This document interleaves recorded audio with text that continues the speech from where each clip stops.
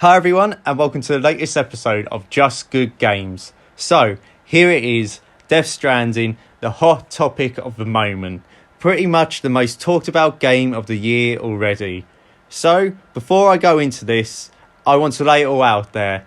I am a massive Hideo Kojima fan. I have played all the Metal Gear Solid games and love them all. Every reviewer obviously has his own opinions and taste. It's what makes us human, really. And if you are not a fan of Kojima and his work beforehand, the Metal Gear Solid games, and you're buying this game to try and get into it, to try and get into his work or to change your mind about him, then I don't think this game is going to be for you, as it's Kojima at his most Kojima. This game and the way it plays and the way it's been received reminds me a little bit of one of my favourite films, Blade Runner 2049.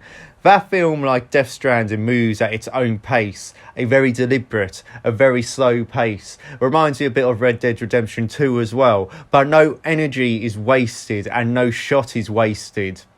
The film and this game does exactly what it wants at exactly the time it wants. They both have fascinating worlds that I want to spend more time in. There's interesting characters and the story is also full of intrigue, full of mystery, and it's just really a small part of a bigger picture which is maybe not properly explored but definitely alluded to. These worlds have been lived in for years and you're only getting really a small piece of it. A bit like life in general, to be honest. And that is one of the bigger themes in Death Stranding. Life, death, what happens after you die. And to be honest, this is what I love about this game. Is Death Stranding is so full of ideas. It's full of creativity. And every mechanic in this game, you can tell, has been crafted to get the exact response that it is getting, for better or for worse. But obviously some people have found the film, Blade Runner 2049, and this game boring. The pace is too slow, nothing happens. Where's the action? It's style over substance. And I do get that, but as you can probably guess, I don't fall on that side of things. At the end of the day, this is what I think about the game, and I'm informing you on that, and if you disagree, then that's cool. So with all that being said, let's crack on. Right. First things first, I'm not going to lie to you, but quite a bit of the gameplay is walking and world traversal. But the way in which you traverse the world is unique, and it's not really been done in this way in a game before. The balance mechanic is actually really cool and really fun, and I've never really played a game with controls like this before. It does take a while to get used to it, but once you get it, it's fine, and there's upgrades throughout the game which sort of help with that as well. It's a great way to play. I will say though that on the controls front, Kojima still doesn't really know how to do vehicle handling well, as you get vehicles, and although they are alright to drive, the controls with the vehicles could be tightened up a little bit. Encounters with BTs are so intense, and you have to really be on your game, on your top level game, to sneak past them without being spotted. Using ladders and climbing anchors creatively is really fun, and then leaving them for someone else to use is just like a really cool and unique concept. There's also like zip lines and generators. There was a point when this guy had left one zipline tower at a point that I needed to get to, and I had another one on me, so I was able to complete it by putting it down myself and then zipline to the point I needed to get to. I just like how people can leave signs and items as help. It's a really, really good concept, even if it is just sort of expanding on the Dark Souls formula. You could probably tell that Kojima's looked at Miyazaki's work and been like, oh, I like that, we'll have a go and I'll put something of my own spin on it. It's like, obviously in Dark Souls you can not help people out by putting stupid signs, but in this game you sort of have to help people out. Being on a server with loads of completed roads, bridges and zip lines just gives you a massive sense of community, which is another big theme of this game. Taking on mules is great, and although Sam is not Solid Snake or Big Boss, he still has some moves, and although the combat is pretty simple, it is still cool to play. You eventually get some weapons, which helps greatly with this. The boss battles are so amazing, so intense, just like all of Kojima's games. There's one which is just absolutely fantastic. It's top level Kojima there. There are some action-packed episodes, and the juxtaposition between them and the rest of the game makes for some great moments. And there's obviously some fourth wall breaking, which sort of alludes to that as well. As you progress through the game and the more connections you make, obviously the more items, the more vehicles become available to you, and it makes life a lot easier. I think this once again really hammers home the theme of connections. At the start you're on your own, you're not connected, so it's more difficult, and as you get more connected to the different points and connected to people, you get the help and it becomes easier. So you have to play this game like get through the first 10 hours, and then so many options and avenues open up to you.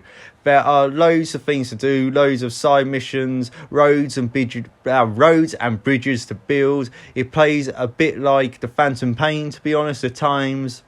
The resource management and the menus are very similar.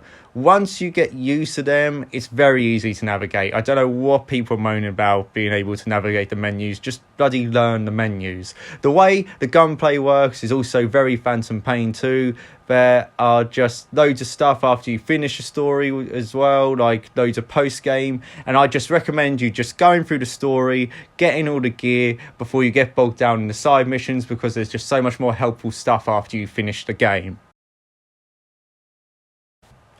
The story is all about connections and connecting people, essentially, and this is really breaking it down into its simplest terms. There's a whole another video on like what Death Stranding is about, which I'll probably do in the future, but this ain't it, because we need to get through this review. America was broken and pretty much destroyed by the Death Stranding many years ago, and now it's up to Sam to travel across America delivering stuff to help forge connections between the broken cities of America. But there's terrorists, mules and BTs all trying to stop him, and that is really what the basic outline of this is going to be. Really. There are lots of cutscenes in this game, but that's to be expected, to be honest. You bought the ticket, you bought a Kojima game, there's going to be loads of cutscenes. There's loads of cutscenes in the first 2 hours, there's loads of cutscenes in the last 2 hours, but there's a hefty chunk of about 50 hours of gameplay in the middle, where there's a few cutscenes, obviously between chapters, but you get a lot of gameplay, so I don't know what people are moaning about there. Having played through Metal Gear Solid, this was really to be expected, especially from Metal Gear Solid 4, and I loved all the cutscenes in that, and it's just something I was expecting from the game. I loved it in MGS4, I love it in this game. The first 2 chapters are quite linear, and by that I mean it takes place in a separate open world area, but then when you hit chapter 3 it opens up and you get a load of things which help with your journey, as I've said before. I like the characters, they are very interesting and all play their parts really well. Mads Mikkelsen and Norman Reedus are both fantastic, they absolutely knock it out of the park, and they make you really feel for their characters. All the characters are really fleshed out and have amazing backstories which are explained really well. Chapter 4 is obviously no spoilers, but chapter 4 is absolutely amazing and so intense, very action-packed. I can't say obviously much without spoilers, as I've said, but it's definitely a highlight. Episode 9, though, is the best. There's a boss fight in it, as I've said before, one of Kojima's best, one of his most intense. It's emotional. It just gets so good towards the end. Let's just say the end third of the game is just full of big emotional story moments. If you are invested, and you should be if you're reaching the end, then it's going to floor you. What an ending. The last 2 chapters are full of twists and turns, one which had me shouting yes and scaring my cat, and then breaking out in tears. It's just an emotional roller coaster. There's a twist at the end which just elevates the entire game for me. The music and soundtrack in this game are absolutely awesome. The intro song as you take your first steps into this picturesque world is instantly iconic.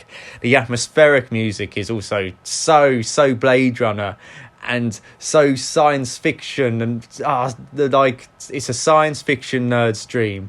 I have downloaded the soundtrack album, Low Roar's album, and the original score album. The music is fantastic. I've been playing them in the car all week, all for the couple weeks I've had this game, and it just feels like the moments in this game are attached to that music, and playing that music now makes me relive the moments from the game.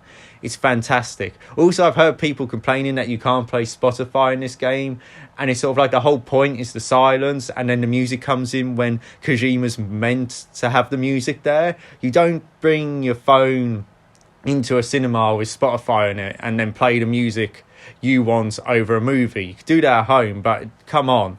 Like, Low Roar is now one of my absolute favourite bands now. Icelandic, fantastic. And just the song when you're going into that last chapter, that last mission, is just fantastic. To summarise, Death Stranding is a fantastic game. And I know the word is thrown around a lot, and I'm now going to be called a Kojima fanboy. Don't worry, the money which he paid me for this great review is in my account now. I'm only joking. Or am I? No, I'm definitely joking. It's just like a masterpiece, which is full of new ideas and is so creative. The way it brings players together should be commended. I found the gameplay loop really interesting and fun, and when it turns on the action, it really turns it on and is really good. What lets it down only a tiny bit, and it's only a little bit, is the vehicle handling is just a bit poor, really. And maybe there is a lack of variety in the missions. I get what he's going for there, but maybe when you reach a hub to connect it, maybe it would be cool if one was taken over by mules or terrorists and you had to fight to free it. It's just a minor gripe there. It would have spiced it up maybe a tiny bit, but it doesn't really take away from the overall experience. At the end of the day, if you've listened to this and watch my videos, you know I love games which are unique, creative and full of ideas, and Death Stranding ticks all them boxes. I know I'm playing a good game when I yell out at points, this is awesome, what a game. I did this a lot with Death Stranding, especially in Chapter 9 and beyond.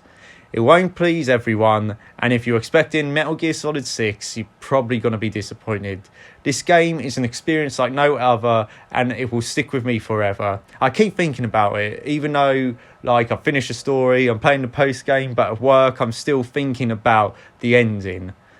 Also, I'm going to try and platinum it. With this all being said, I am going to give Death Stranding Just Good Games first 10 out of 10. So, there you have it. You have reached the end of my Death Stranding review. I'm sure you probably completely disagree with me, or you completely agree with me. There's no real middle point or what people are thinking about with this game, but there you go.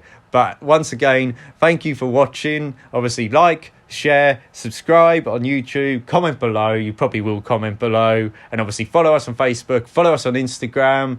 Thank you to everyone for pushing us up above 200 subscribers. It's cool. And now, once again, you have been watching Just Good Games.